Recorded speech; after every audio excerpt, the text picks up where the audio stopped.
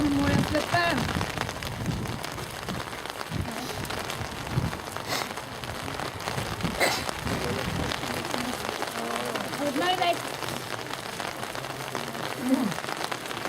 I would now like to ask Tony Crossan of the Jim McGinn to recite a bit of Rosary in Irish.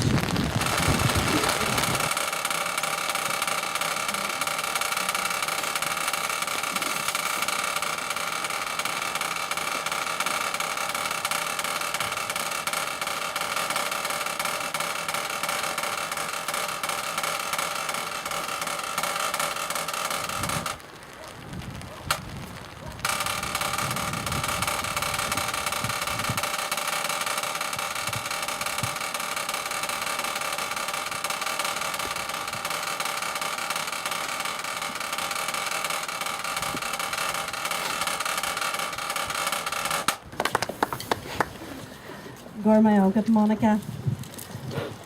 Can I say just that I've been delighted to come here today and speak. This year marks the 38th anniversary of the death of Staff Captain Jim McGinn at this spot on the 15th of December 1973.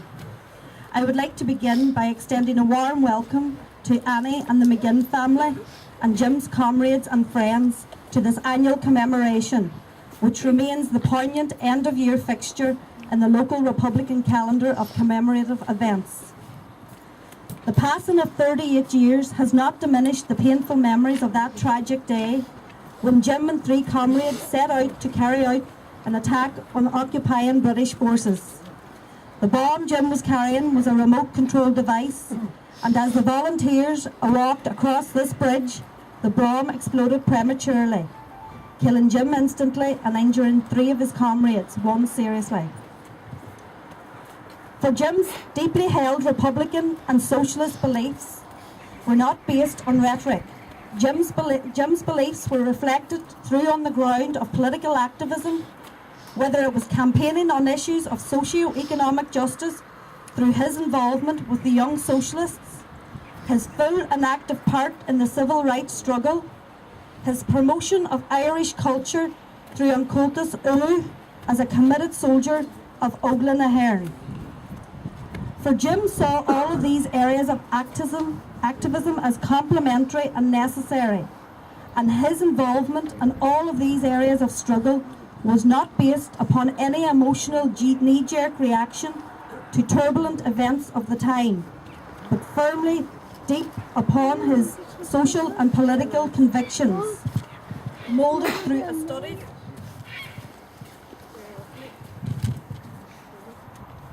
analysis of Irish history and the examination of this history in an international context. Jim joined the Republican movement shortly after internment and was forced to go on the run, following an operation in early 1972. Jim held the position of Engineering Officer of the West Tyrone Command Staff at the time of his death, a position which bore testament to his leadership, ability, and to the esteem with which Jim was held by his fellow comrades. Jim was renowned for his humour and friendly nature and his outgoing character that endeared young and old alike. Therefore, his death not only evoked widespread shock and sorrow among local Republicans, but within the local community as a whole. And I too would like to pay my own personal tribute to Jim. As a young girl growing up in the Ballycoman, I remember at that time I was 7 years of age, and I remember it was near Christmas.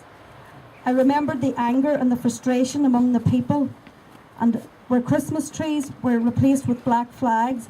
And as a young girl at 7, I couldn't quite understand what was happening, but I remember the anger and the fear that was out there among the people.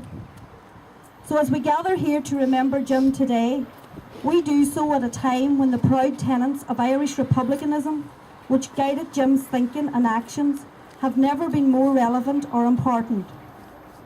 The United Irishman, the founding fathers of Irish republicanism, declared the objectives of securing liberty for the Irish people and equality and fraternity amongst the Irish people.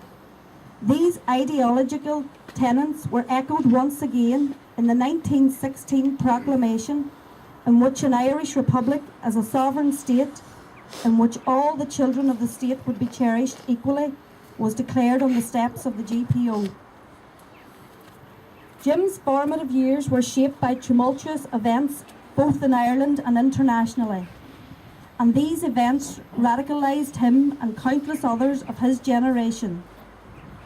Equally tumultuous events are now taking place in Ireland and internationally, not least the drive by a European political elite to use the member state debt crisis as a vehicle to secure full European integration and fiscal control, which would permanently remove the ability of the Irish people to be sovereign. This presents a massive challenge for Irish Republicans, but also a major opportunity to show just how correct the Irish Republican analysis has been all along. From the Maastricht Treaty through Lisbon I and Lisbon II, and to mobilise the Irish people against the threat of having a whole new set of colonial masters. Now is the time to make a stand. Now is the time to radicalise and be active. Now is the time for Irish republicanism to make major strides forward in securing our historical objectives. A major United Ireland conference has been planned for the new year in the Millennium Forum in Derry on Saturday the 28th of January, and I would ask and urge everyone here to come along, to listen, to take part in the debate as we plan the next steps forward in the strategy towards our goal of a United Ireland, sovereign and free. For Jim, no task was too great or too small in pursuit of this objective. No area of the struggle was too mundane. There's work to be done and everyone has their part to play. The immense contribution Jim made to this struggle is forever enshrined on page 152 of Tyrone's Struggle, a book which will be a keepsake in Republican homes throughout Tyrone and further for this and future generations. Let us not only remember Jim's memory here today, but let us live by Jim's example. Go row my agaf ulub goleir.